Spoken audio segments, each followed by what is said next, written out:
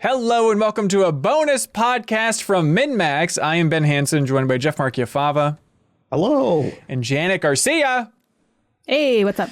Now, if you're watching this on YouTube, you might be saying, bonus podcast? What is this? The answer is it's New Show Plus. Every week, we let Patreon supporters at the $10 tier vote for what new show we create. And this week, we thought, well, why not just put like a bonus podcast in there? It doesn't have to be Jeffem like slamming fools in Call of Duty. Come on, vote for that. I want to see Jeffem go nuts. Sometimes it can just be as simple as like, what if it's just like a bonus podcast? And so if you're listening to this in the Patreon exclusive podcast feed, which you get access to if you support us over at patreon.com/MinnMax with 2 N's, thank you. I hope you aren't confused and thinking, why is there a New Show Plus show in my Patreon feed? This ain't right.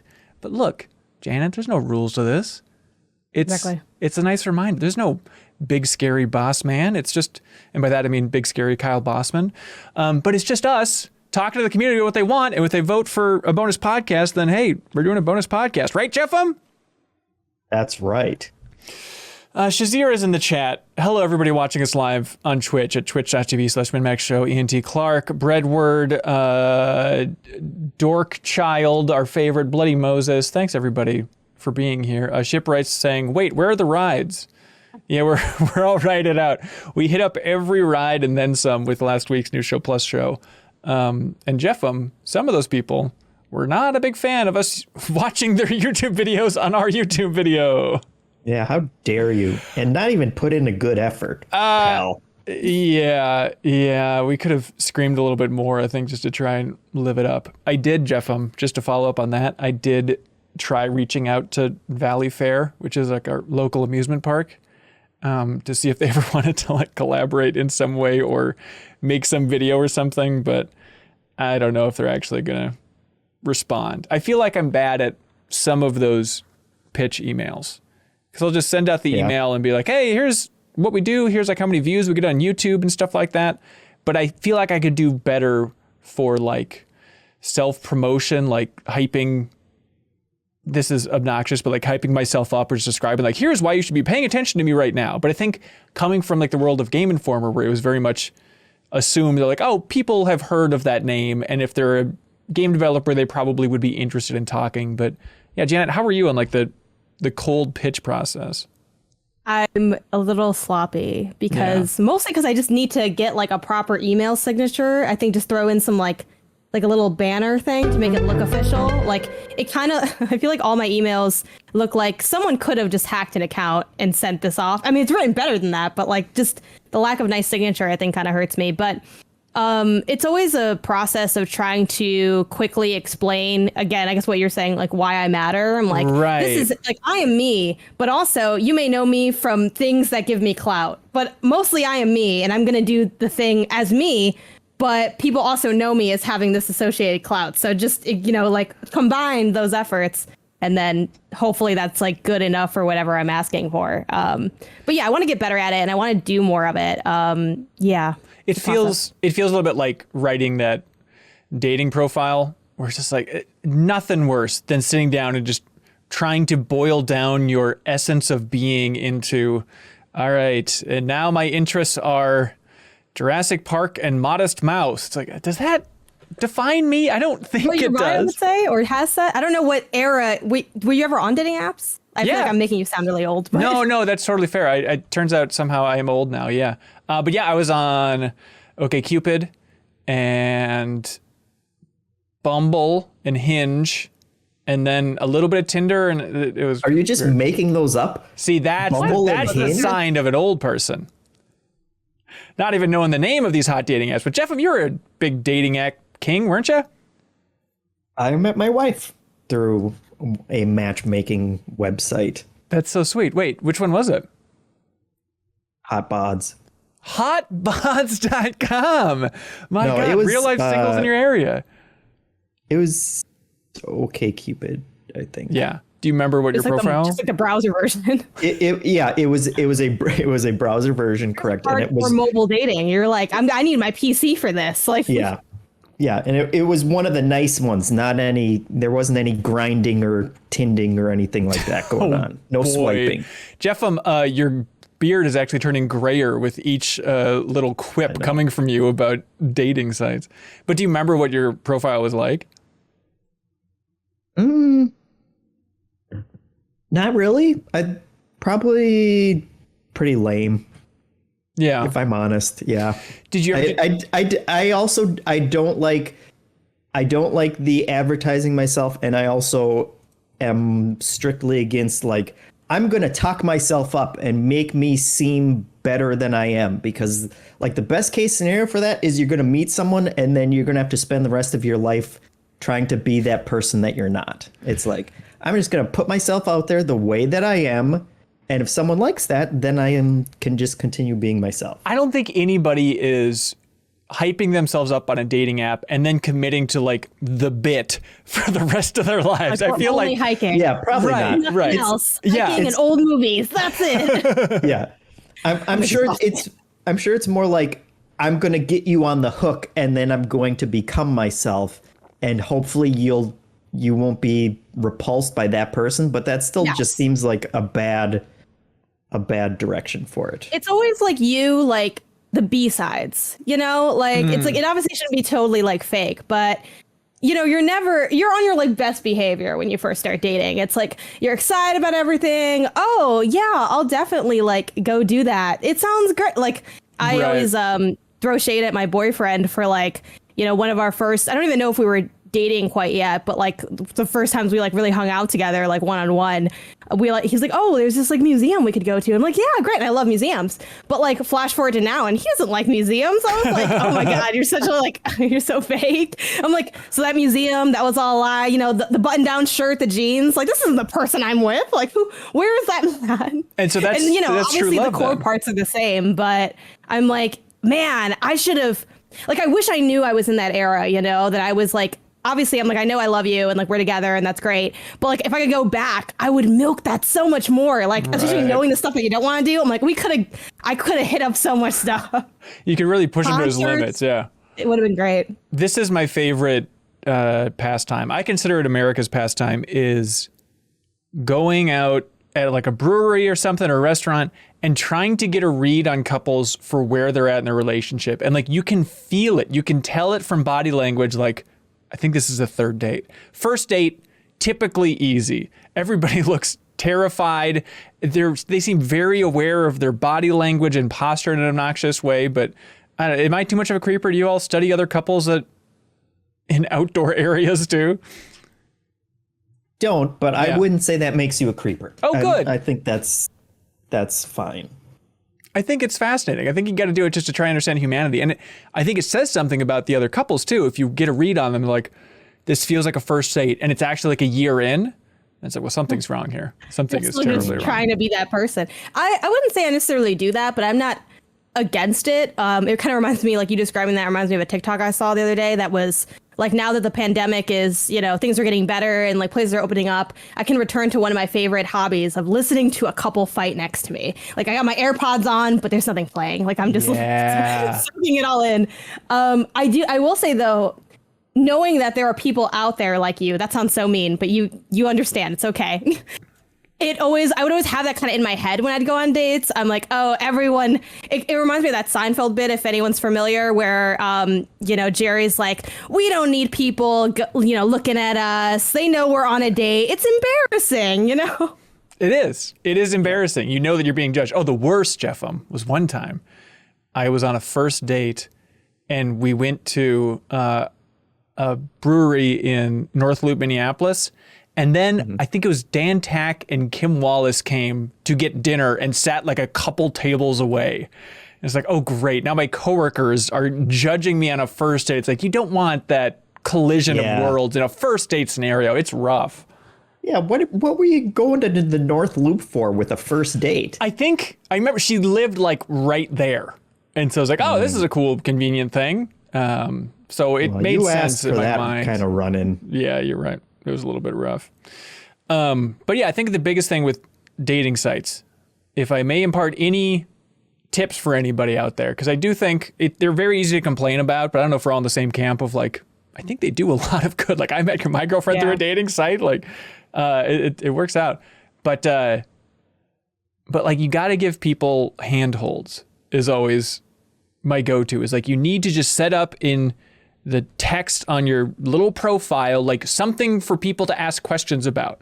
If you just write, I like spending time outdoors and hanging out with friends, and a good movie is always really good. You know, it's like, okay, what am I giving for somebody? What's the ammo for somebody to try and send me a message about? But if you just put enough things in there of like, I don't know, a good example is, Jeff, without being too teasy, you know, but just giving people some window to ask about something specific. Because I remember like coming across profiles, I was like, oh, this person looks fine. Maybe I should send him a message. I'm like, there's nothing here. What am I going to send him a message about?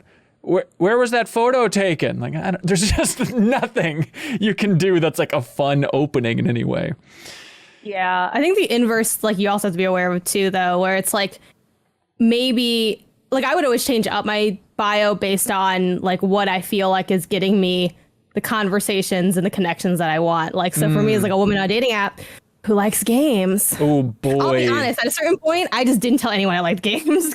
Only because, like, and I love games. Like, we're here together. We're actually not talking about games right now, but you know, we all like games. Like, yeah. It's a good time. But I'm like, okay, is this, like, I remember having a date that felt just like I had a date, and then a few days later I had my interview at IGN, and I swear to God, they felt the same. They felt the same. Oh my God. You know, what games I liked, what I thought about this.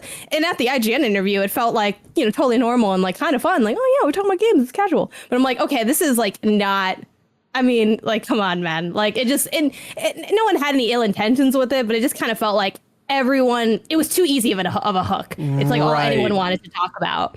And especially when, like, you know a lot about games. It's like, people, there's levels to this. It's like, oh, what console do you have? I'm like, all of them. Like, I'm like, I don't want to talk about this. I seem really intense. Like, let's just talk about something else. Do you remember, was it just like under interest? It just said video games and like, that's all you had, but then it's everybody just messaged on that one beat? Yeah, like if it was Tinder where you could just write your own bio, I probably would mention like, oh, something about being like a nerd and listing some nerd things, because that is a big part of my personality. Or if it's like as far as prompts, that's what I like about Hinge, besides like the UI is really nice. Like, they give you can pick questions and then answer them. So like, it's so easy to like, well, some people still mess it up, but then also you just swipe past them and it's fine. Like the again, on TikTok, like sometimes people will like be roasting people's profiles, which I'm not really a fan of, because they're real people, et cetera, et cetera. But I have to watch the video, right? Like, I'm still intrigued. And usually people will take out like names and stuff, but like there's one trend I saw of women being like, there's a question on Hinge that's, what are you overly competitive about? And she was just screenshotting all these men who said everything. And it's like, I don't want to be with this person. Yeah, it sounds terrible. That's a good red flag. Yeah. But I guess the idea is just like, I'm so macho, I will crush everybody at everything. Isn't that attractive? Like, I'm intense about everything. I think, again, with the games thing too, not that I believe that, we should all, as human beings, be able to have fun, like playing games and stuff. But one time I had a date at a Dave & Buster's or an arcade. And then, man, I won everything. Like, it was just, the gap was just astronomical. But I'm like, am I supposed to take a dive? Like, that seems wrong too. So I'm like, no. I don't know. Like, this is what it is. This is what I've trained for. It's like half off Tuesdays. Like, this is my back. Yeah. And try to think of like the best first date location. Because, going out and getting some drinks or getting some coffee, whatever, is fine. But it is like nothing but conversation. I feel like the perfect first date is, and maybe this is even second date, but you need some sort of fuel conversationally. Not that you're going to run out of things to talk about, but just like, it helps to get a better read on somebody if you are commenting on other things instead of just fully locked in. I think like going for a walk is nice because you get to be like, hey, look at this dog. What do you think about this dog? Or like, hey, look at that tree. Good date questions like, what do you think about that tree? I think museums are great, but it feels hefty for a first date, I think. Yeah, probably. I do like drinks, because then it's like, I like drinks in an interesting neighborhood, because then it's like, okay, we're at like a or especially like a brewery where you can like talk about what like drinks you like and things like that. Sometimes there's like sometimes they have like board games, or like I played like darts, even though I don't know how to play darts, but I was like, sure, I could throw stuff at a wall. That's pretty comprehensible, at least. And then if it goes well, it's like, oh, well, maybe we'll like go continue and do something else, like look at bookstores or something. And then if it doesn't go well, you can be like, oh, I have to go home. But I don't have to go home. I just want to leave. Yeah. Jeff, do you remember where your first date was? with your beautiful bride? Yeah, it was Barnes and Noble. Nice. So just like walking through a bookstore? Yeah, we met. It was one of them that has, like a little cafe inside of it. Ooh. So we got a drink and sat there, and I think maybe looked at some books. But I think we ended up going to Baker a hotel. Square. Oh, Baker Square. Oh my God. I think that's a really good combo because you get the sitting down, you get the coffee, classy, Jeffem, not getting sloshed on your first date, having a real fair assessment of what's going on. And then like bookstore, I think that's perfect.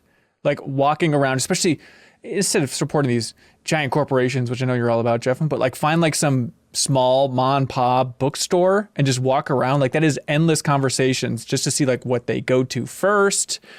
I don't know, what would be a best case scenario? For me, it'd be like, if they're going to the nonfiction section, put a ring on that.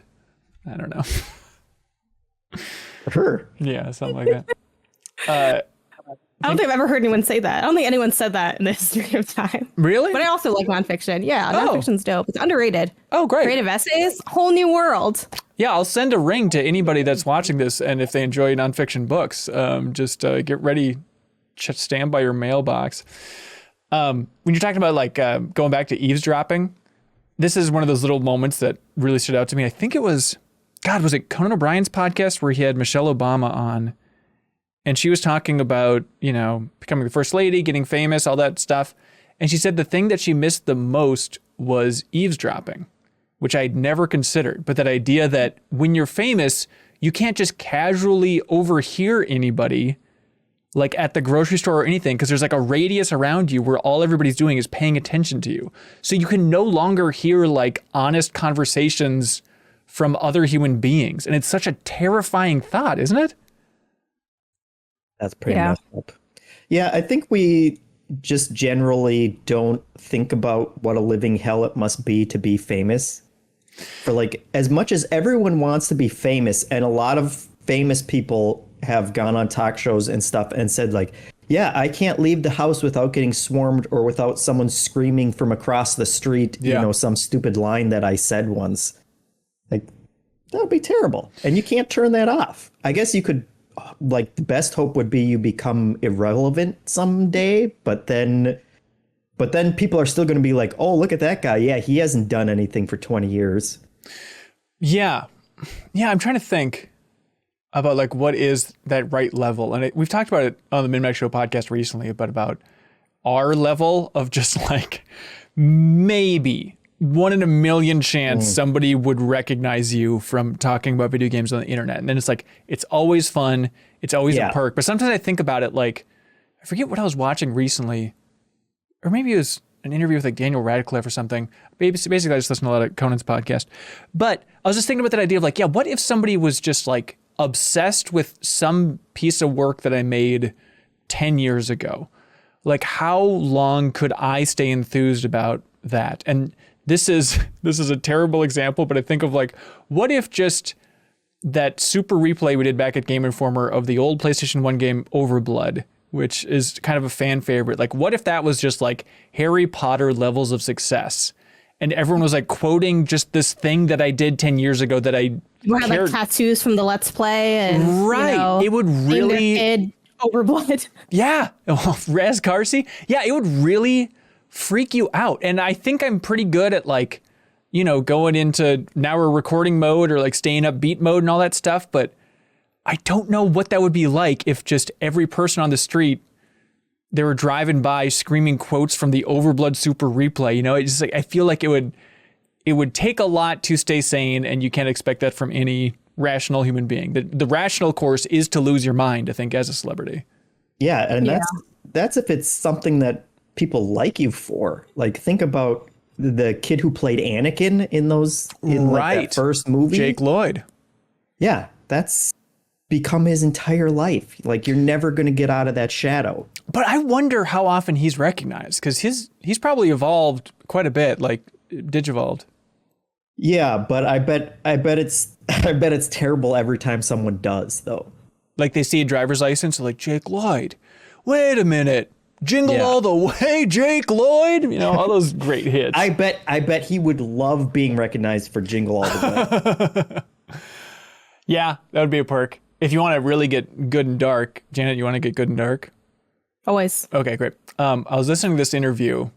I don't know. We don't need to go too much into it. But they were talking about how they received advice from the president of Fox News back in the day. Bill Shine was his name. It was like a certain era of Fox News. I mean, within the last 5 years. And he said in this private discussion, he said that the president of Fox News says, like, my job is not running a TV station. My job is keeping millionaires from killing themselves. Just talking about like dealing with talent. And I think about that all the time. About like, if you are just that level of famous where you have that primetime TV show, and this is across the political spectrum, I'm sure anybody that is in that like strong opinion mode is just secretly miserable. Bill Maher seems like one of the most unhappy people on planet Earth, right? And I really have thought a lot about like, what is it? What is it about people that have a platform that just makes them become that miserable? Is it just the money?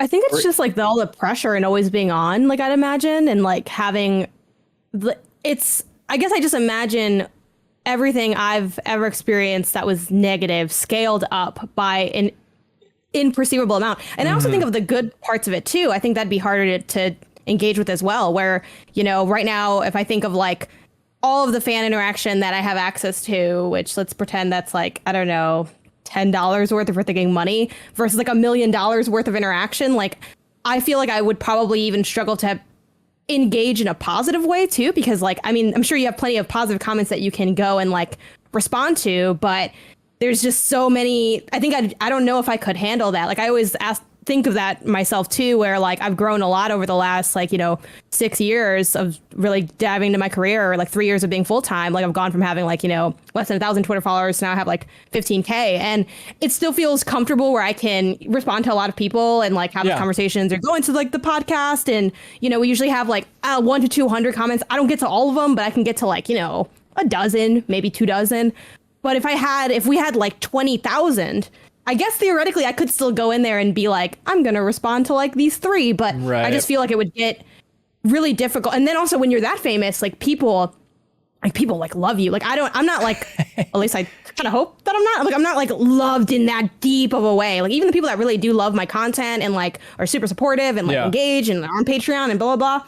Like, they are, at least for the most part, like they might be like, oh, wow, like you responded. That's cool. But they're not going to be like, they're not going to make a video about me responding to their comment versus like, again, I spend a lot of time on TikTok. People will be like, oh my God, Missy Elliott liked my video. Like, no one's going to do that for me. Like, and that's fine. Like, I don't, you know, that's not a big deal, but I can't even imagine being big enough where my liking something makes someone's like life. Like, that's a lot. That seems like too much power for any human being to have. So I think that's why so many like famous people break, because I think it is unnatural. Like, I don't think humans, like in the animal kingdom, are there like famous animals? You know, is there like a zebra that like everyone's like, oh, Dave's here? That's Dave Adams. Yeah. What about like albino squirrels and stuff? I bet squirrels could treat them like, hey, look at this celebrity coming through. We got an albino elephant. Like, I think that's like as famous as animals can get, right? Or maybe like if you're like the biggest gorilla, then you're famous, right? Yeah, like the alpha in a pack. Right. But I think they also, that's pretty miserable too, because you always have the young ones coming up trying to dethrone you. Which, I mean, Jeff, that's the story of your life. That's the crown, you know? Yeah, it's nice to be not beloved on the internet, but beliked enough, I think is the right way to put it. But it's interesting. I mean, you're working a lot at Kind of Funny now, Janet, and just thinking about like Greg Miller is kind of at that level. Like, I think of Charles McGregor, friend of the show, developer of Hyperdot. He got like it's a long story, but Ava, who runs Glitch, the publisher that published Hyperdot, she ran into Greg Miller at some event and she asked if he would call Charles McGregor and talk about Hyperdot with him. And he did it because Greg, as far as I can tell, is a very nice guy. And it like genuinely shook Charles McGregor. Like they secretly recorded him and he is like freaking out. And it's very sweet to me, but it is like that level that you're talking about, Janet. Like, I think if we called somebody randomly, like we do it for MinnMax Council, we have community members call in, and I don't think anybody is like, hubba everyone's just like, maybe a little nervous. The shock is less extreme, like, you know, and this is not to say that people are not moved by like our interactions, because they are, and I think that's really sweet. But it's like, oh, wow, this is cool. But versus like, you know, you're telling it, like, there's levels, right? And yeah, like I guess I could just, since I work with Greg, I could just ask him if I was that curious, and I'm sure he'd answer. But like him having like 1.2 million followers on Twitter, I'm like, that's like, I don't know. Like, I mean, I guess in a way I'd like to get to that level, but I think it becomes really hard to conceptualize like that kind of scaling and what that means for what it's like to exist on the internet. But I don't know. I guess it does slow roll for the most part. Like, I don't think he just like woke up one day and had like 500,000 more people. I don't know. But yeah, I think he is kind of in that. I guess him, if we're thinking games industry, like him, Keeley, like, I wonder, are they like, can they like go to the grocery store normally? Like, is that weird? It's odd too, because games is such like a microcosm. Like there are people that are like superstars in my mind, or companies that like everyone knows this company. But then if I go like outside the bubble of games, people like have never heard of any of the things. And then it's, so I don't know, it's kind of hard to gauge versus like pretty much everyone knows who like Tom Holland is, you know, it's like Spider-Man. Like that's right. You're not going to not be Spider-Man.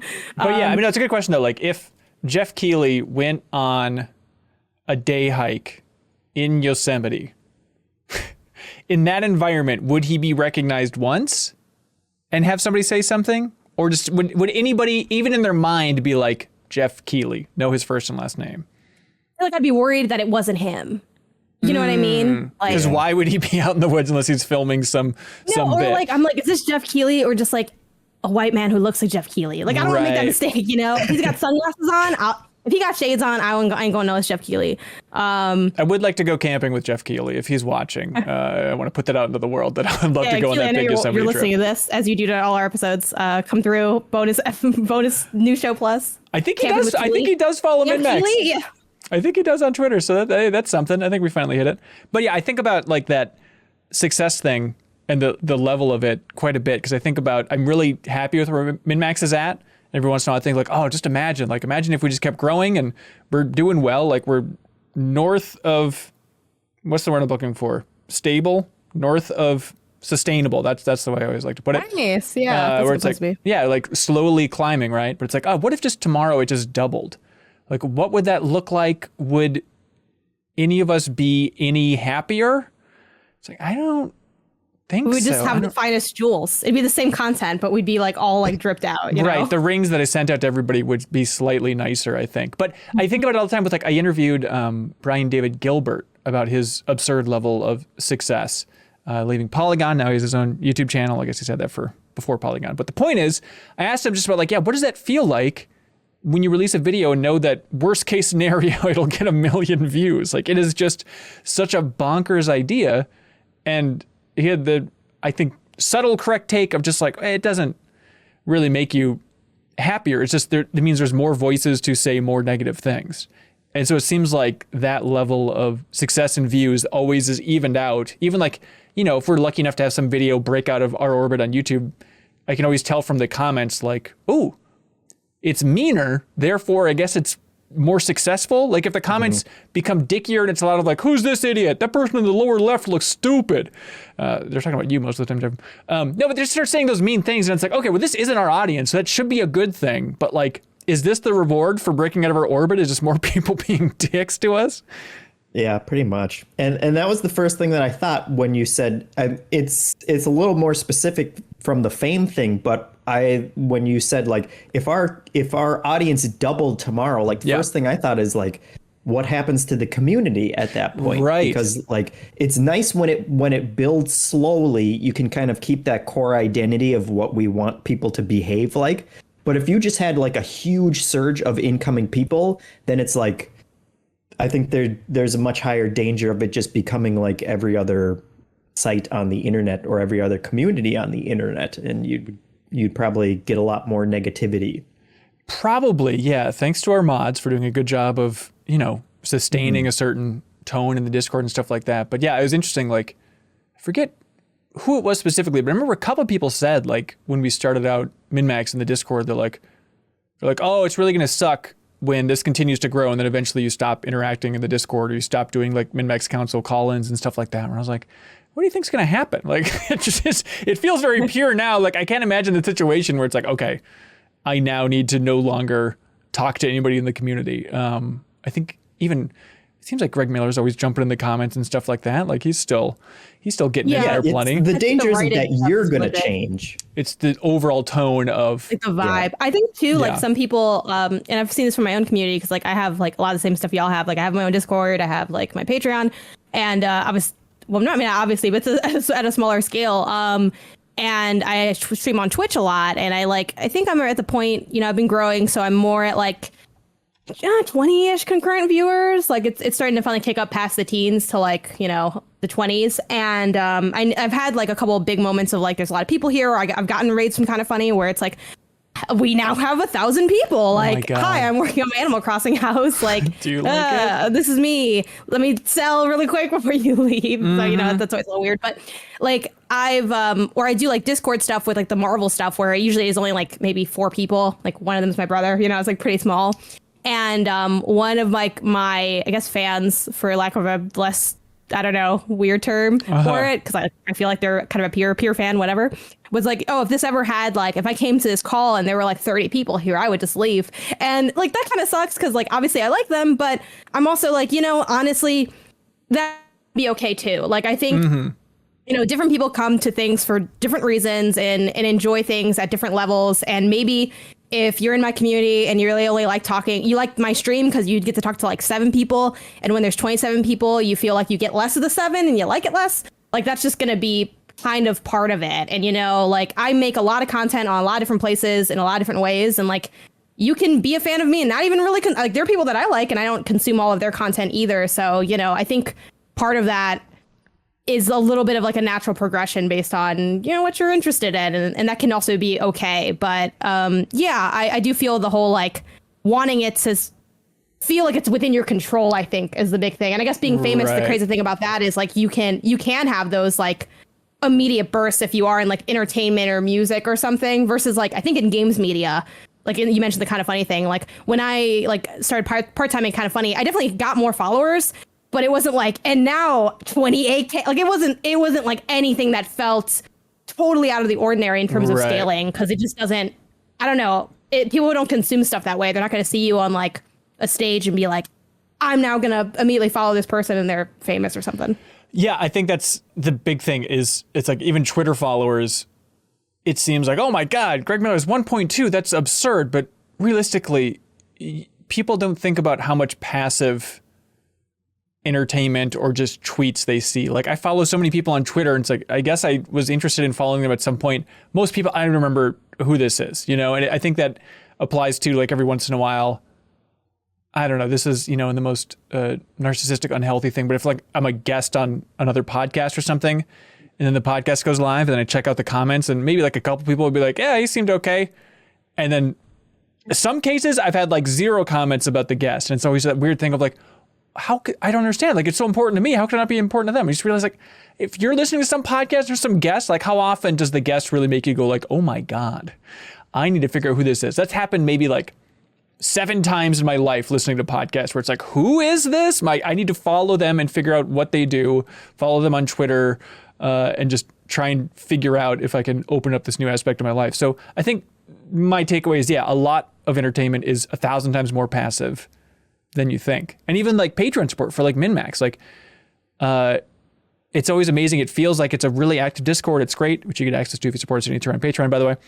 And then it's like, if you really crunch the numbers, it's still just like a fraction of our Patreon supporters that are active in that Discord. Or like Trivia Tower feels huge for us when we do it.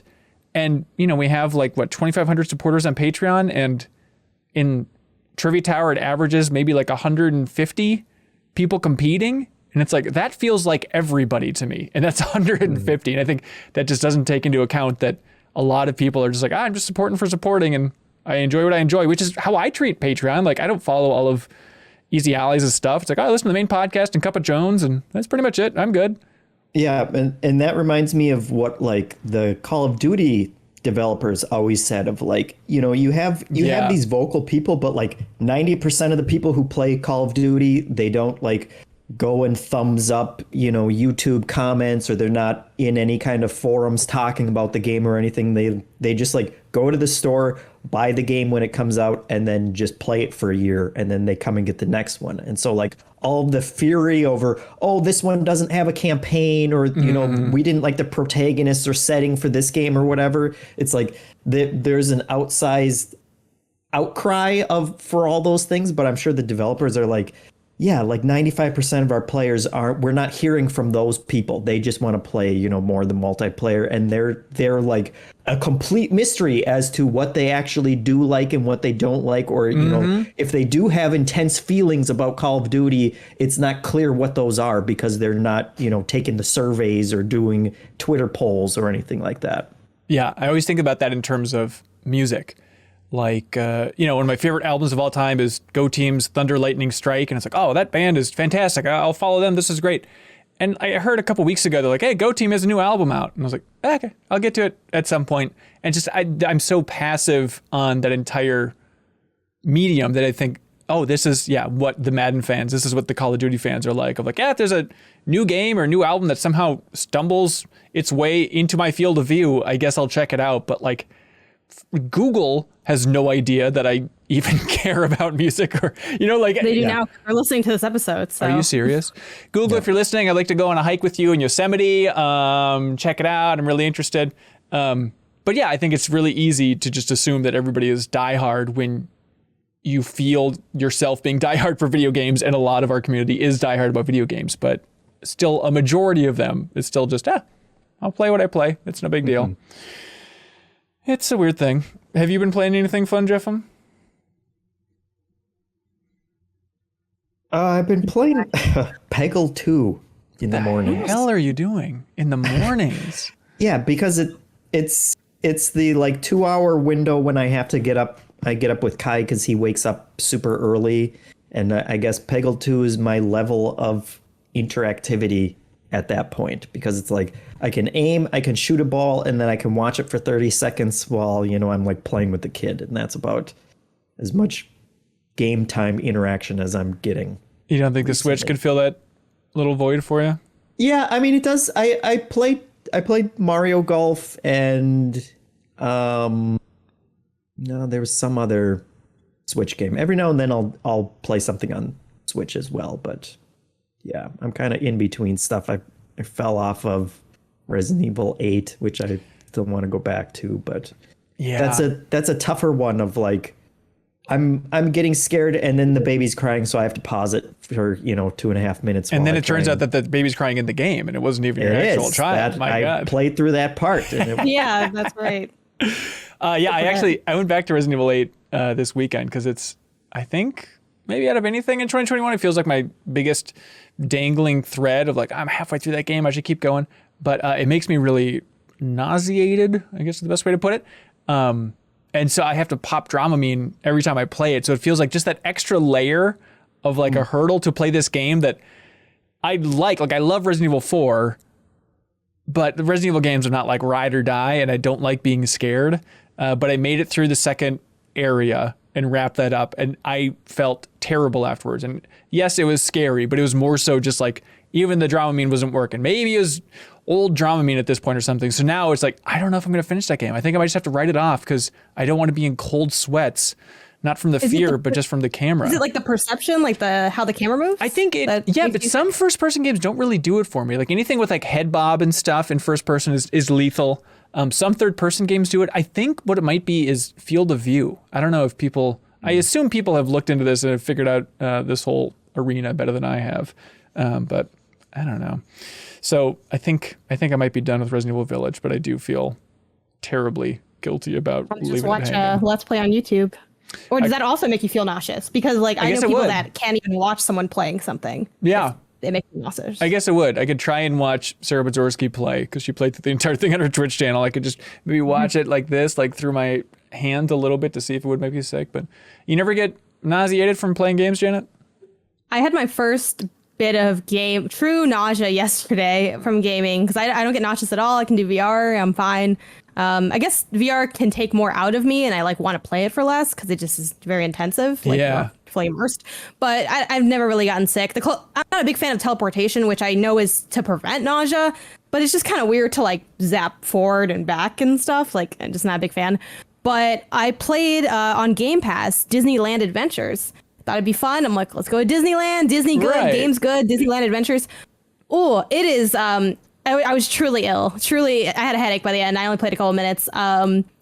Yeah, it did not work out. The concept, though, was a good concept. The park looked just like the park. The music was good. The gameplay was not good. Is this? And this the was like an visuals were bad. Because there was a Connect game that was Disney. Was it? This is like Yep. Yeah. Because it said like Connect. You know, you can use the Connect on there when you go to the home menu, and I'm like, oh, if only I had the Connect. But I was playing on the Series X. But yeah, that game made me sick. Yeah. Don't you live like close to Disneyland and the whole thing? Yeah, I live close to Disneyland because Disney World's the Florida one. So yeah, I've actually not been to Disneyland. I've been to Disney World, but that's confusing. Same general layouts of stuff, the main street and all that. But yeah, it was something about the way the camera moved even when you were walking. I think it was also kind of a framey game. So like it just chugged a lot. I was like, this next gen hardware cannot pull this game out of the ground. But yeah, it wasn't as fun as I hoped it would be. So I uninstalled it afterwards and then kept it pushing. Yeah, what a bummer. I downloaded Dead Space because we're doing the deepest dive in Dead Space on Game Pass recently.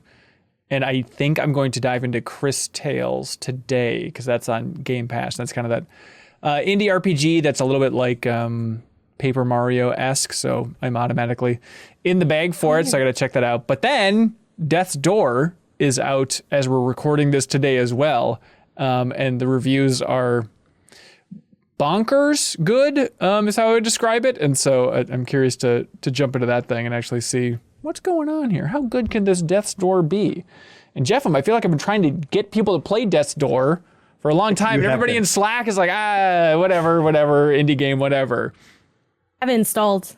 I just have not had time. I had been really busy like last 2 weeks, but I'm going to play it this week. I think it's going to be my Friday game. And I think I'm just going to put the full 4 hours onto it because people said that the How Long to Beat is like 6. Yeah. You can double it if you go really like into the side stuff. But so I think I'll do that. And then Last Stop comes out this week too, that story game. So I'll probably push that to the week after. I don't know when I'm going to do Chris Tales then because I try to like hit whatever the hottest thing is out, and I have like a calendar with some things, and we'll see how it goes. We got a question go ahead, Jim. I saw the Ascent came out too. I downloaded that this morning, but it was still downloading, so I played more Peggle. But what is the Ascent? It's like a top-down cyberpunk shooter thing. That was one of those games that is going straight to Game Pass. That's already out. I thought it came out on the 29th. Maybe. I have no idea. If it's not Peggle, you're like, I really couldn't say. I noticed today that it was out, so that's as good as I can do. We got a question from somebody in the Discord when we announced we're going to do the bonus podcast, and they wanted to know, are games too long, too short? Please discuss. But honest, I thought of it with like Death's Door because I saw that IGN retweeted like the How Long to Beat for Death's Door, which How Long to Beat is just a godsend. And I love IGN's social media team was smart enough to know like, people are curious about this game. And that is a huge question. That is my first question about it. Even before the genre is just like, okay, great indie game. How long are we talking here? But I think, what we've talked about before is just a lot of that comes down to our jobs. And it's a relief when I hear that a game is 6 hours. It's like, okay, perfect. But is too long, too short? Games in general, where are you two at? I think there's the Assassin's Creed camp, which is what makes me say games are too long, because there are so many games now that it's like put 100 hours into this game, please. But then another game's coming out the next month, and I just can't handle those. For indie games, half a dozen hours is good enough. And I guess like my ideal would probably be like 20 hour range. For all games or for big AAA stuff? For an average game, I guess. Average game. That's such a tough. Yeah, it's all genre dependent and Yeah. stuff too. So it's hard to say. And I know what you're getting. I guess for me, like I have enjoyed roguelikes more and more. And so it's really a question of like how long is one session? Right. If it's like a 90-minute session, that's perfect, and then give me enough content to play it forever. Yes. Is that too much to ask? Yeah, I know it's your favorite game of the year, Janet, so I don't mean to besmirch it, but there are moments where I was like, Chicory, I think it's a little long. I think it's a little long at times. I feel like that in that 6-hour range would have been perfect, but it's what, 10 to 12, something like that? Yeah, it's a little hard to disagree. I think there are moments that maybe I'm trying to remember my playthrough now on if I felt that, are we almost done and then we weren't done? I feel like I didn't quite fully feel that, but I think maybe I wouldn't be mad at like an hour or two getting trimmed down. What I like about that game too, as far as length, because what is it? It's 8 to 12 hours. Yeah, it seems 10. Like around there. Yeah, something like that. That's pretty beefy already for like, it's not a short experience, right? Yeah. Like it's like medium or like low medium or something, but it also has like a lot of ancillary content that is also really good. Yeah. So I think I put like 25 plus hours into that game, which I never do because I'm usually just trying to get through things like as fast as possible while also like playing in an authentic way, which is weird to have like the awareness of both. But I'm like, well, I'd like to finish this, but I also want to have like the full playthrough experience of looking around for items. If I don't find them, I usually don't take the time to go back. Chicory was an exception, but that's usually how I play. Like I play through slowly, but I'd like it to be done without me feeling like I have to speed it along. I guess my ideal playtime is like probably more like 8 to 12 as a max. That's why I don't do a lot of like the larger like JRPGs and stuff. I'm just like, look, man, you want like 40, like some of these games are like 40 hours. I mean, that's a full work week. And I know that technically this is my job. So it's like, do your work. But if I combine that with everything else, like if I spend a week in a 40-hour game, that's already 40 hours. I still haven't. Well, first of all, no one works 40 hours straight. That's like impossible. Like, or even 8 hours straight. You probably get up to go to the bathroom and take a break, a lunch, whatever. Like, that's such a packed week, and I haven't done any of the other things. And it's just like, it just feels like such a behemoth. And unless the game has, that's why I think it's nice when stuff is short, but has a lot of stuff you can do. I think Breath of the Wild's really good at that, where it's not like horribly long if you kind of beeline it, but there's a lot of joy and value from doing the other stuff. Like, it actually is like meaningful and good and fun and like. I feel like even though I do have kind of a high bar for this, for me personally as a player, I feel like if a game can make me want to do side stuff, it has an element that's really damn good. Especially with something like Chicory too, where there's side stuff and side quests and collectibles and all that stuff, but then there's also just you could just spend a lot of time painting every environment. And I painted so much. I think if you saw my world by the end of that game, Janet, you'd be horrified, because the very cool thing, Jeffem, is you can paint everything in the game, right? And then at the end of the game, it's a little bit like the Breath of the Wild DLC, like where it shows exactly where you've walked the entire time. But they have a layout that just shows like your path through the game and every area, how much you painted it, and then it gives you a GIF that you can save of that. And like, I would paint a couple things to look nice. I would paint sometimes because like navigation in that game, every once in a while, it's like, what layer am I on? Is this a cliff that's above me or below me? What's going on here? So sometimes I would paint with that. But otherwise, it's like I was walking through that just empty coloring book world, and I'm sure it's not the way you're supposed to play. That, I was playing that game and I was thinking of a few weeks before that game came out, or I started, because I think I did play it like the day it came out. I didn't play it ahead of time. Like there was a question on the show that was like, do you get mad at people playing games wrong? And I'm like, nah, I can't think of anything. And then this happened. It's like the monkey's paw curled. There and it is. My boyfriend had tried Chicory. He wasn't ultimately a fan of it. He didn't play too much of it. But it's like he a museum, was very much like that. And I just was like, I honestly, and sometimes he's like that when I play games too, because we just have very different styles and tastes, where he's like, watching you play this, I'm good, like I don't, no, thank you, and I'm like, that is what it is. It's fine. But I'm like, yeah, I feel that. And I hate that I felt that way, because I'm like, it's supposed to be how you want to do it. But I'm like, yeah, but it's really not. Oh, like, it's just painful. Also unrelated, but this arrived yesterday and it's great. Oh, for the audio listeners, she's holding up. Strabby. Yeah, this is a strawberry thing from Bug Snacks. What's its name? Strabby. Strabby. Yeah. That's beautiful. I have the googly email eyes. notifications on for Bunger. I can't wait. Jesus Christ, where'd you get that? Fan gamer. That's very cool. Is it like soft? Yeah. It is soft. It's soft but firm, and it has like little wiring on the pedals / feet. Ooh, so you can, like, that does look good. And stuff. Nice. It's a little slightly on the pricier side for like a plush, because I think it was more in the $20 to $30 range. But when I got it, I'm like, this was very warranted, and it's pretty sizable. And yeah, like this is not sponsored or anything, but I love Fan Gamers stuff. Like, I think they have some of the best like gaming merch, because obviously they have basic stuff like shirts and plushies, but they also have like weird stuff that's just practical. Like I have some of their Overcooked merch, and which includes a measuring cup and like a hot pot thing, like a thing you put down so you don't burn the counter when you put like a pot down on the counter. Right. Something for a hot pot. Yeah. Yeah. Like what is it called? Like a pot holder? Yeah. Yeah. The thing that holds the pot holder. Yeah. But they have that, and it has like the, little characters on there, and it's like, okay, that's cute. It's not like crazy gamey. Obviously, I'm not against crazy gamey stuff, because I have a bunch of garbage behind me every day. But yeah, it's nice to have some practical stuff. Yeah. We had then Tom was like, who threw a sub our way on Twitch. Thank you for that. And he had a question. Jeff, you need to answer this as distinctly as you can. Then Tom is like, asks, do you think Valve will add Xbox Game Pass to Steam? Will any official partnerships come out of the Steam Deck? This is an interesting one. I'm still trying to wrap my mind around, honestly, because I'm excited for the Steam Deck. I managed to pre-order one, but I'm still trying to understand the limits of SteamOS. And it does seem awesome to use the Steam Deck with Xbox Game Pass stuff on PC, but to do that, would you inherently have to nuke SteamOS and install Windows on your Steam Deck so that you can play Xbox Game Pass games? Or is SteamOS going to be loose enough of software or like an operating system so that you can still install the Xbox store and launch games? I wouldn't think that you could. Yeah, I mean, Leafeon is saying you can uninstall SteamOS and just install Windows. Right. Yeah.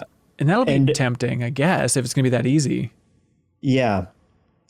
And I guess I wouldn't expect like a Valve Xbox partnership, like any kind of formal partnership, because that seems like you would really be hamstringing your Steam console at that point. If you can be like, hey, here's a console game, now go out to the Steam shop and buy a bunch of games to play on it, or just subscribe to Microsoft and give them money and have hundreds of games to play on it. That would seem like a business mistake, but yeah, but I do think that is going to be one of the big continuing selling points, though, is the people that do manage to get the Game Pass up and running on the Steam Deck, and like that's going to be really cool, like especially this holiday, like playing Halo Infinite like on a Steam Deck if it can run it. I mean, like I'd imagine Halo Infinite's going to be a little bit flexible, because probably with the free-to-play multiplayer they really want that to scale if that's like a separate executable especially, so I could see them being flexible there and you can get that up and running.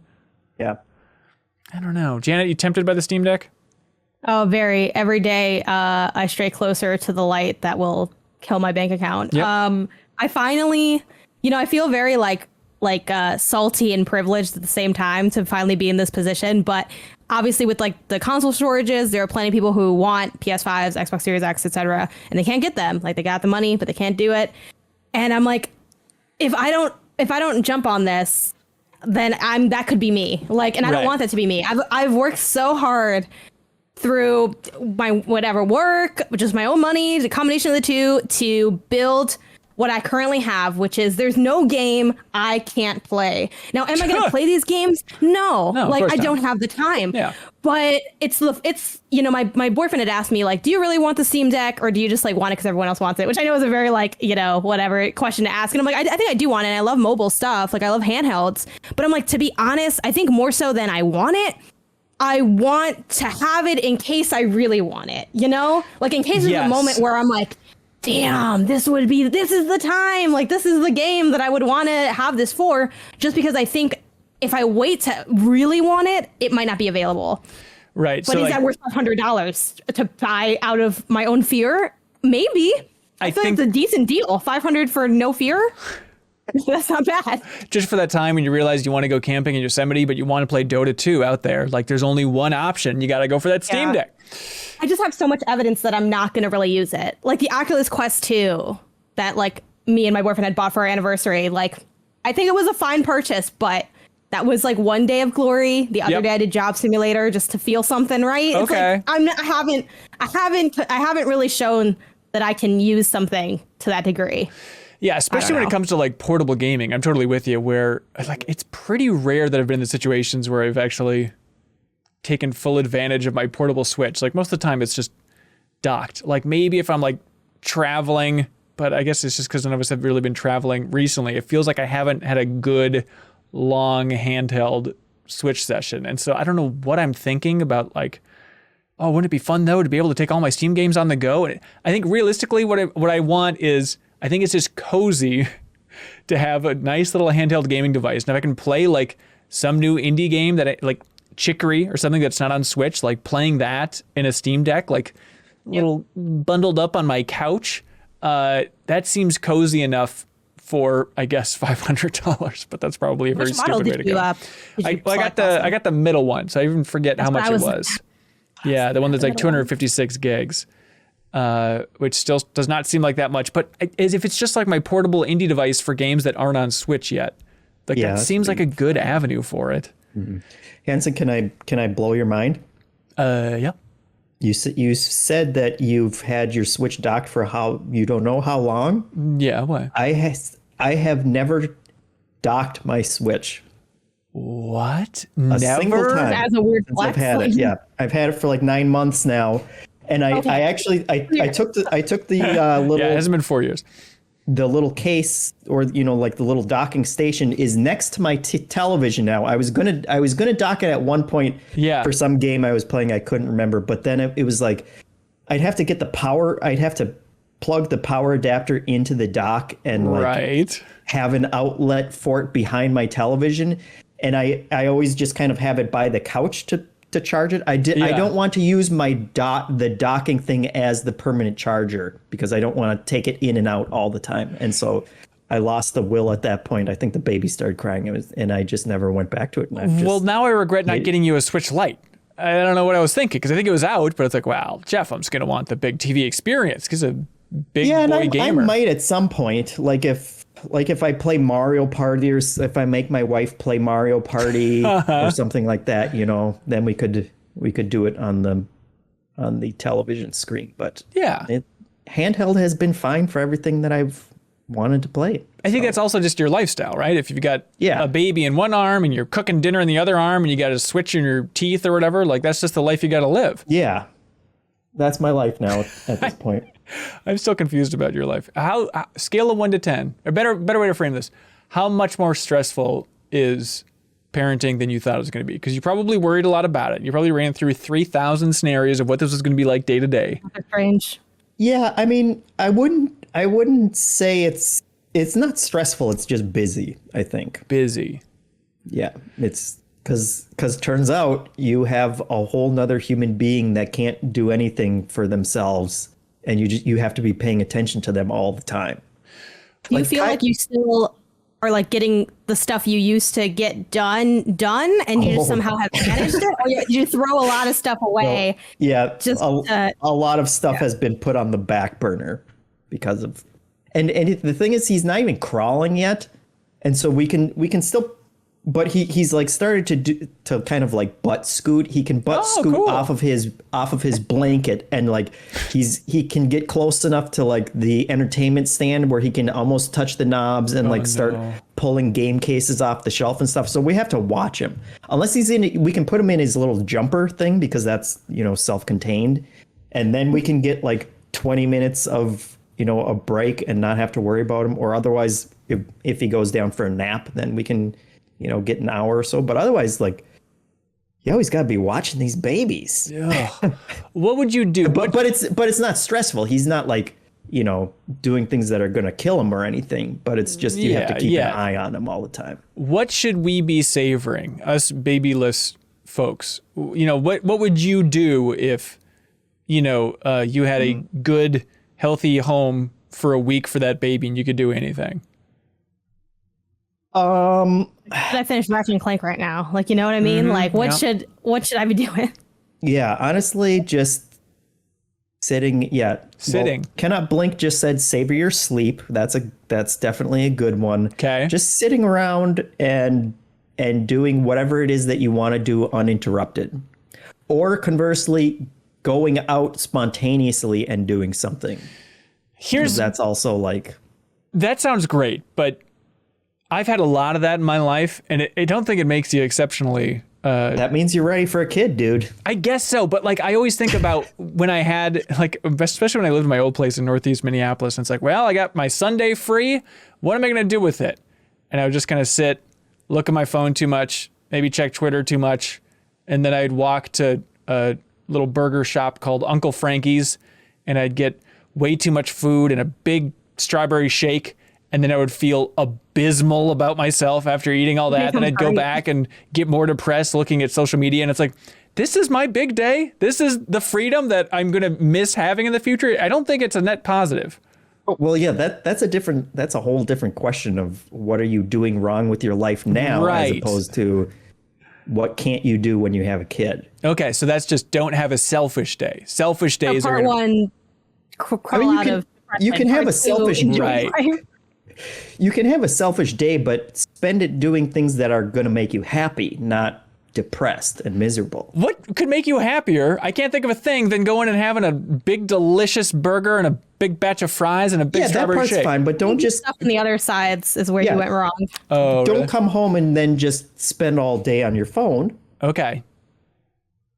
I went mini golfing the other day. That was pretty good. And that was that. It was funny. I was thinking about like the concept of having kids that day because there were some families there, and like for some reason in my mind there was like no one going to be here, but there's like other people, like, you know, and there's like couples and families, and like there was this like dad and his kid, and like the dad was trying to like teach the kid how to like do stuff, and I'm like, yeah, I don't think I'm ready. Like I don't think it's even that hard. I'm like, I'm not ready to do that. Like it's just, I don't know. It's weird, and I had such like a background working with so many like kids, not like really young kids, because all my kids were like middle school or high school, but I'm like, I don't know if I'm ready to like just spend that much time and energy into like teaching and raising someone. And it's weird because like my parents weren't really like that involved, but I think it's a negative. Like I would want to be more involved, but then I'm like, well, what? I'm like, this kid's very much going to be a draft. Like it's going to be draft wise. And I'm like, that sucks. Like, I don't know. Like it just seems like so intensive, but I'm sure it's very fulfilling.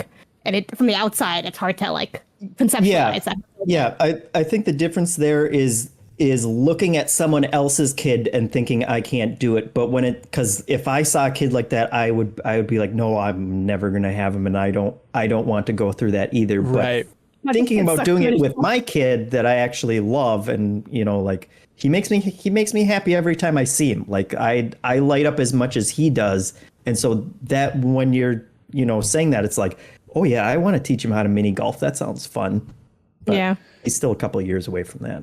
So and you're still a couple of years from losing your mind and being fully frustrated with the kid. Like once the kid can talk back or start asking questions about the world, you don't want that.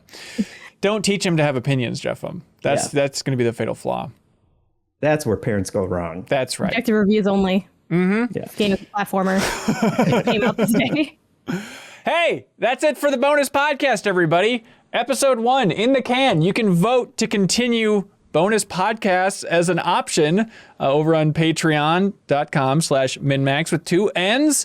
Or if you go over there as well, you can also unlock the podcast version of this and the podcast version of a bunch of other bonus shows like MinnMax Council, and also unlock the podcast version of The Deepest Dive. And the way that works, Jeffem, if you support us on Patreon, you literally just get like this URL, which you then can copy and then paste in your favorite podcast app, and all of these bonus shows will just show up in your podcast feed with fancy art.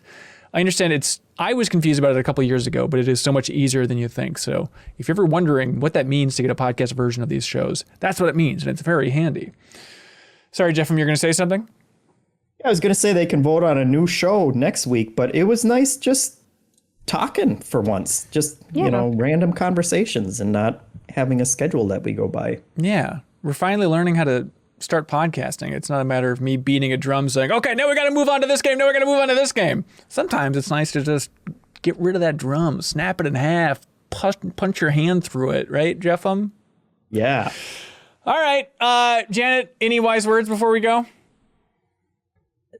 No, I really don't. I don't know. Just get stuff in case you want it later. Okay, that's good wisdom. Let's see. Oh, here we have exactly what we're talking about. Corgil, watching us on Twitch, is the first-time viewer, and he says, bottom left guy looks like a guy who haven't played Red Dead Redemption 2. But he's a first-time viewer, so he's just getting to know you, Jeffem, and that's just the way you look. So congratulations. Yeah, makes sense. Someone asked earlier if Kai was going to play Red Dead 2 as well. So maybe I'll just wait till he's old enough, and then I can watch him play through it. Yeah, really smart. Cool. Thanks so much, everybody. We'll be back with another episode of Bonus Podcast or a new show altogether. We appreciate your support. Bye, folks. Every week, we let Patreon supporters choose which new show we create with New Show Plus.